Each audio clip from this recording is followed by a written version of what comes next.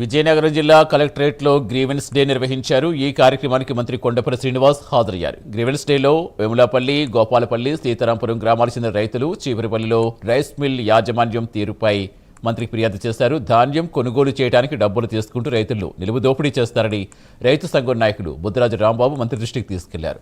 దీనిపై మంత్రి Kondapalli Srinivas joint collector సానుకూలంగా స్పందించారని, వారిపై తగిన చర్యలు తీసుకుంటామని హామీ ఇచ్చారని రైతులు తెలిపారు. సీతారాంపురం గ్రామాల రైతులు 6 మంది గోపాలపల్లి ఆర్ఎస్కే ద్వారా డిసెంబర్ 30వ తారీఖున 550 ప్యాకెట్లు లారీ ద్వారా చీపురుమిల్లి రామాంజనేయ రైస్ మిల్లుకి పంపించారు. ట్రక్ షీట్ జనరేట్ చేసి మిల్లు యజమాని లారీ అన్లోడ్ చేయడానికి ఈ మొక్క అవుతున్నాయి, నాకు వద్దే వెనక్కి తీసుకోండి రిటర్న్ చేశాడు.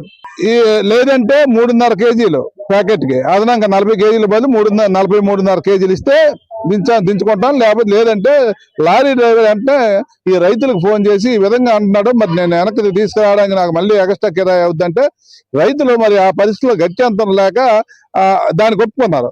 దానికి సంబంధించి అప్పటికే ట్రక్ సీట్ కంటే 490 కేజీలు అదనంగా ఉంది మిల్లు యజమాని దగ్గర. తిరిగి ఇంకా 34,000 రూపాయలు ఈ 6 రైతులవి 34,000 రూపాయలు ఈ రైతుల నుంచి ఈ డ్రైవర్ కి ఫోన్ పే చేయించి లారీ డ్రైవర్ ఫోన్ పే ద్వారా మిల్లు యజమాని ఇచ్చిన నెంబర్ కి ఫోన్ పే చేయించుకున్నాడు.